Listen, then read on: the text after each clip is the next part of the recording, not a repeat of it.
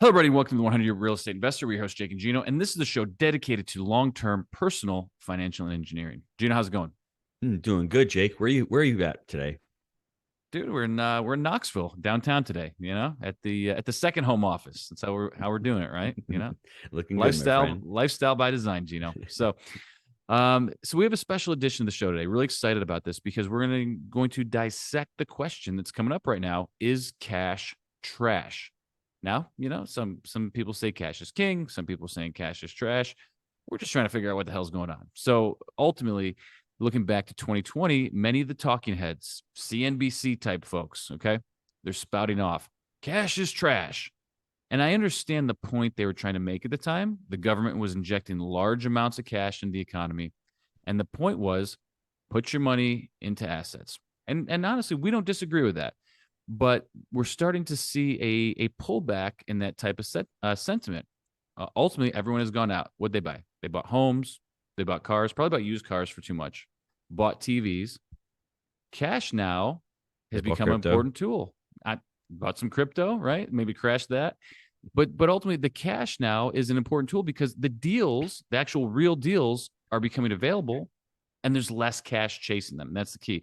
So this, in turn, is going to provide better investment opportunities to folks who are taking down deals in 2023. So, Mr. G Daddy, I've never really heard you say something like that. You've never seemed to be a believer in the cash is trash sentiment. Why is that? Jake, I'm not a genius marketer. So whoever marketed it for clickbait, it's amazing. It's great. Ray Right? Dalio back in 2018, Yeah. he started saying it. And back then, asset prices, he knew something. But now, as recent as last month, he's like, well, I'm not saying that anymore. I've evolved. He's changed, right? He sounds like a politician. That's what he really sounds. Really I've does. evolved. Dude, when you're 68 years old to 70 years old, if you're evolving that much, where you're saying one asset class, cash is complete trash, and 3 years later, it's not, cash is always fantastic, okay? Money. There's two purposes for money. The first one, it's a medium of exchange. The second one, it's a store of wealth. That's what cash is all about. And I'm going to take you back to 2008, everybody. When that downturn happened, old Gino wasn't prepared. He didn't have cash lying all over the place. His cash was in assets. You got cash lying all over the place, dude? Well, now I got a little more cushion right now. I got cash in whole life. I got cash in a bank. I got cash in CapEx. And that's the difference. I don't think cash is trash. I think cash is opportunity. But when you have all of your money or all your liquid funds tied up into a market that is a bubble, bad things are going to happen. Now, you need to have money in reserves. Back in 2008, I had money in the restaurant business. I had money in a retail center strip mall that I had money in another asset. I had money in stocks.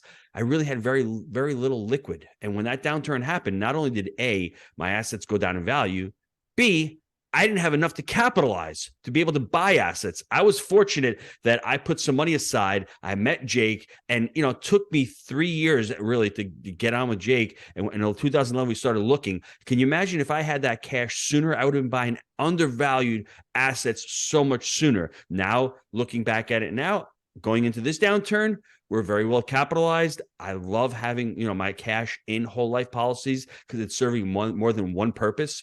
It's really a cash management tool. It's being protected. It's guaranteed returns. It is in a non-correlated asset. What are you saying right now, man? Like that, bro. Non-correlated. You don't need all your money. Yeah, you don't need all of your money at risk. That's the thing. We've been taught and we've been trained and we've been brainwashed by Wall Street and everyone who wants to control our money to say every dollar needs to be at risk. Well, if that's the way you play games, what happens when the market pulls back or when an opportunity, a true life-changing opportunity like a 128-unit deal that we just put in the contract last week comes by and you don't have the cash, you lose a life-changing opportunity. And that's what we're talking about here, Jake. Market cycles are real. Timing is real. And the last 2 years, I felt like a complete loser because I get my fulfillment from doing deals, but not just any deals, especially good deals, big, good deals. I sound like Trump, big things, baby. Right. But ultimately I like good deals and I like larger deals because of what they can do for you. And the last 2 years has been such a struggle because we don't like overpaying. Well, Were we overpaying? No, we were competing with people that were short-term traders. We are long-term traders. We don't like to go in, flip something out really quick to make a quick buck. We hold things for the long term. So the way we're evaluating deals versus people who are evaluating deals over the last 2 years, it butts heads. It contradicts one another. It doesn't work. We don't do bridge debt. Okay. So there's issues with the way we invest and where we were in the cycle for the last 2 years. So we were doing less volume.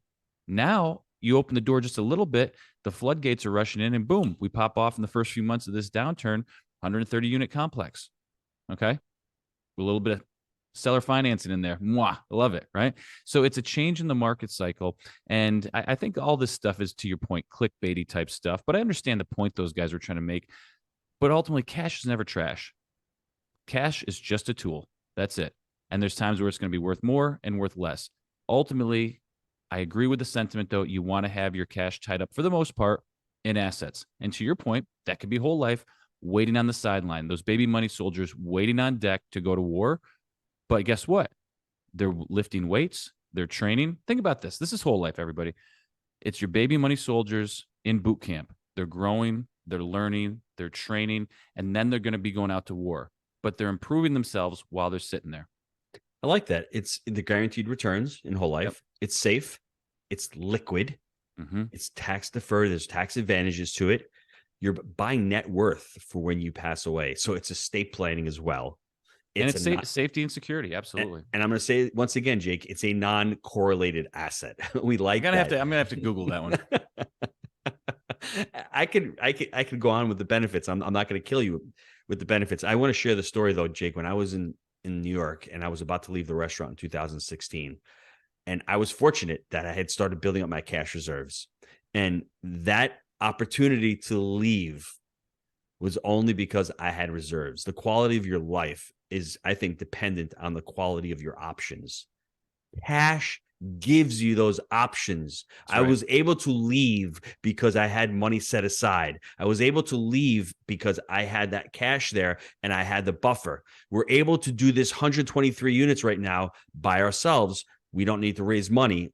When that cash goes away, we're going to syndicate. But right now, we have the cash. We're able to buy these deals because we have it set aside. The options are amazing when you're able to have that cash set aside for you. And I think Jake had talked about baby money soldiers. We love this. We're writing a book on it. You do need the reserves. You do need the liquidity. You do need that money for the opportunity. And you never know when a life-changing opportunity does come along and say to yourself, that opportunity cost is so huge. If I didn't have that money back in 2016, or if I didn't have the money for now, or if I didn't have the money back in 2020 when COVID hit, COVID hits in 2020 in March, everyone is freaking out. Jake and I are pretty much like, you know what?